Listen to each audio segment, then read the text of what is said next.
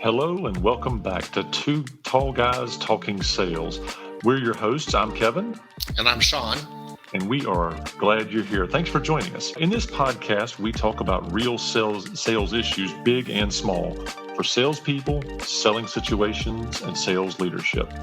Collectively, we have over 50 years of sales, selling leadership, and sales acumen under our belts, and we're here to share a little bit of that with you in the next 15 minutes. We're glad you're here. Enjoy the show. Welcome back.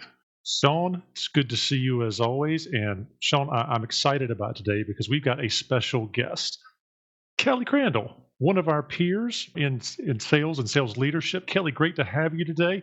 Why don't you tell our audience a little bit about yourself before we get into the real meat of the talk today?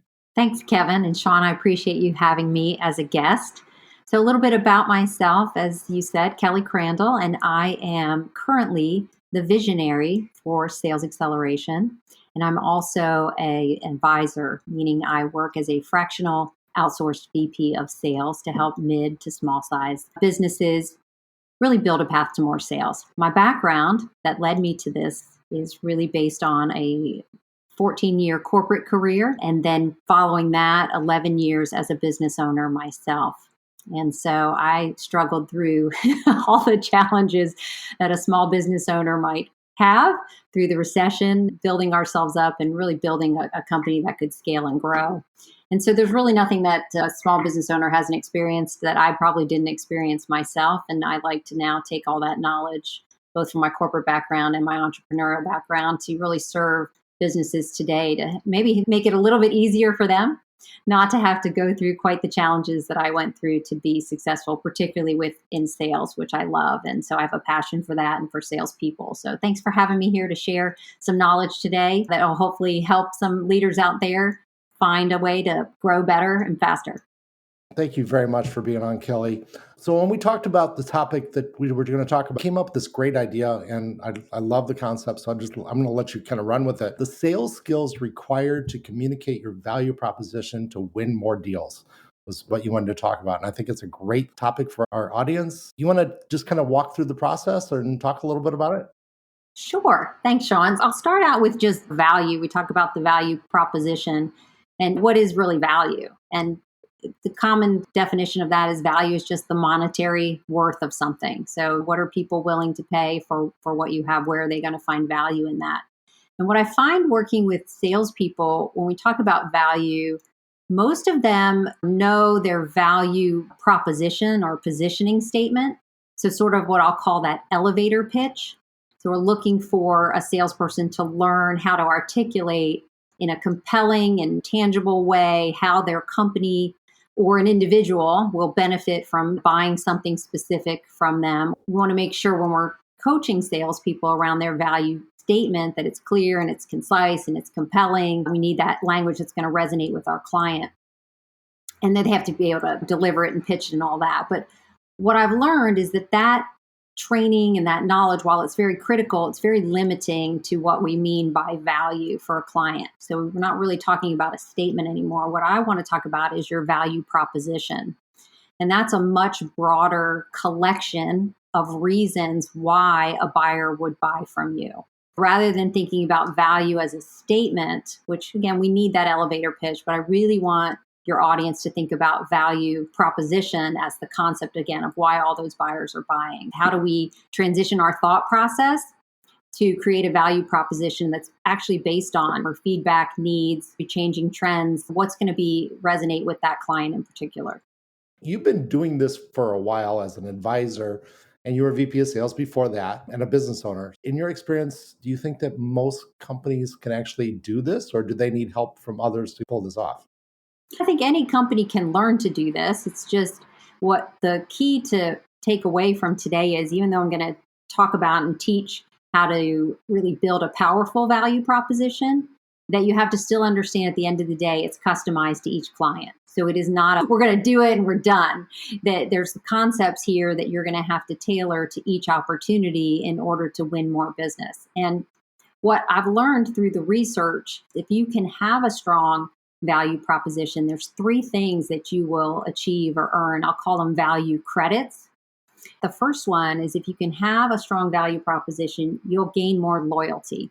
And who doesn't want that from our clients? We want clients to come back to us. We want them to refer other clients to us. And so a strong value proposition will help you there. It'll also help you get more sales wins. And I haven't met one salesperson yet that doesn't want to win more business.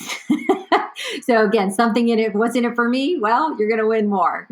And then the last thing that you'll do with a strong value proposition is you'll get premium fees. So that ability to charge premium fees rests in how much value is perceived in our solution. So if we can articulate well, those three things will be the results that your salespeople will gain and the company will gain from it. Fantastic. Well, I'd love to dig in a little bit on that and really gain a deeper understanding in your words of how how you might suggest someone translate their value proposition into a value, how a customer might measure that value. So really the value proposition as a customer would measure it. Yeah, that's interesting. But before we dive into that too far, I'd love to talk to you just about how to build that powerful value proposition. Because I think if we go through that process, then it might become clear what that would mean to the client. Even better. So I want you to think about like a bar stool that has three legs. And there's really three legs that are needed to build a powerful value proposition. The first leg of that stool is we're going to have to resonate with our client. So when I say resonate, what do I mean? Well, we have to have that deep understanding of the customer's pain points. What are their aspirational goals? What do they really need and want so that you can tailor your value proposition to their specific situation. So we're looking for a match between what they need and what we have. We need that match so the transaction can take place. As we're trying to resonate with a client, we're using those active listening skills. We're showing customers that we understand their needs and we're committed to delivering a solution that's going to meet their requirements. But there's really two important requisites that have to happen in order to resonate with a client. You're answering two questions. The first one is, do they even need it? So the question is, why act? Why should the customer act at all in this transaction? For example, if I don't own, I'll just say the computer in front of me, you're never going to sell me a computer mouse. I don't need it. It doesn't matter how fancy it is, how I can roll my fingers or whatever clicks it'll make. So when I talk about why act, that's really what I'm trying to establish is, do you even need it? The second piece of resonate is, let's say we agree that we need it and you're going to try to sell me something that makes sense for me, but do I need it now? So the second question is, why now? We have to answer that for our clients. A lot of clients will recognize they need your product or service, but I don't need it right now. There's no urgency. And so teaching our sales teams how to create urgency with clients is going to help them to resonate. So you think about maybe a stop sign and you're waiting for the crosswalk and you have to get to the other side because you're traveling in a certain direction. So there is a reason to act. You've got to get to where you're going, but should you go right now? Well, you're going to wait. You're going to wait for that sign to turn green so you don't get run over by a car. So that's why you're going to move when the signal turns green. So we're trying to resonate with our clients. Why act? Why now? If you don't, they're just going to say, I don't need it, or I don't need it right now. So if you're losing sales, you have to really look at the value proposition and make sure you're answering those two questions and establishing why they do. I kind of relate that to the Eisenhower matrix of goal setting, urgent and important. So if it's not urgent for our customer, then they're not going to do it. And if it's not important for our customer, they're not going to do it. So we need to make sure when we're selling that we do find those things that they need to do now, because other things are more important today than this. And obviously it has to be important for the ongoing relationship or for the company to exist or a problem to be solved. It has to be important to them, but it has to be something that is more important and more urgent than whatever else they could spend money on. That's right. And actually, that leads into even rational and emotional buying. So we all have a rational reason for making a large purchase, but we are really buying emotionally. And so back to that initial thing where I said we have to understand the customer's pain points and their aspirations and goals. If we can really get our arms around that, we're going to be able to paint a picture of what their life is going to look like using our product or service that's going to not just check the box rationally because it's going to help me be more efficient, but emotionally, what's it going to do for me? It's going to give me more time with my family. It's going to make me look good in front of my boss. It's going to get me that promotion. And a lot of salespeople are so focused on the rational benefits that they lose sight of really selling to the emotional side of things. And that's where we can create some more of that urgency and getting people to move. But it all goes back. You have to have a deep and thorough discovery and not just pain points, because that's only half the equation. You also have to talk about those aspirational goals so that you can paint that full picture of what it is they're really trying to achieve and connect your solution to that. Good point. I love it. So that was just the first one. You said there were three. That's the first leg of the stool. So we have to be able to stand strongly on why act and why now. The second one is we have to differentiate. And I'm sure you've heard this a lot. You have to be able to understand your competition and what is it that you're doing that's different about your offering. What's your unique selling points?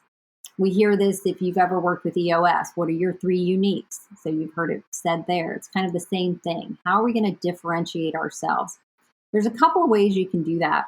One is what we call overall distinction. So what is the thing overall that you truly are doing that's different from anyone else? Maybe you have been on the Inc. 5000 for 5 years in a row. That's true overall distinction over another company that maybe doesn't have that award or that certification. So look for those things that truly make you different from your competitors, not just we're great at customer service. Everybody says that. That's not truly different. I'll give some credit here to the RAIN group from their courses that they do on selling. And they talk about perception of scarcity.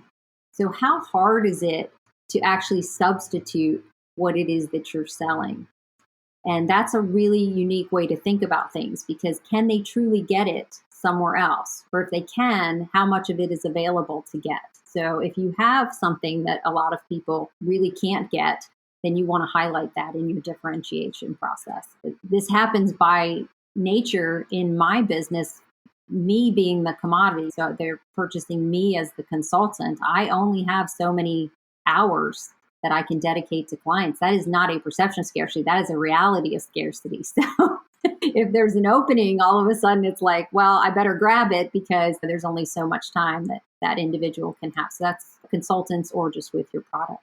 You could also have you as the seller. What is it about you that makes you different? And if we don't differentiate ourselves, they're going to just say, well, what's your best price? I don't see you as any different from the other commodity down the street. If you get pushed on price, you get pricing objections, you're not differentiating yourself. Totally agree. Unfortunately, we're going to have to save number 3 for our next podcast. So I know you want to get done in one podcast, but it's not going to happen. It's all right. We commit to our listeners that we're going to get this done in 15 minutes, and we're right there right now. Kevin, you want to wrap us up, and then we'll do another podcast with Kelly? Not without saying thank you first. Kelly, that was some great information. Our listeners are going to get nuggets about how to start building their stool. And next time when they come back, they'll learn how to put that third leg on and really bring it home and instill it and install it in their business. Thank you for your time. And thanks for joining us on Two Tall Guys Talking Sales today. Thanks. And that's a wrap. Thanks again for joining Kevin and Sean on Two Tall Guys Talking Sales. Tune in every Tuesday, or when our podcast drops every Tuesday at 4:30, wherever you consume your podcast. And don't miss our monthly CEO workshop, where we unpack some of the big CEO questions facing your business. Until next time, we're looking forward to seeing you. Happy selling.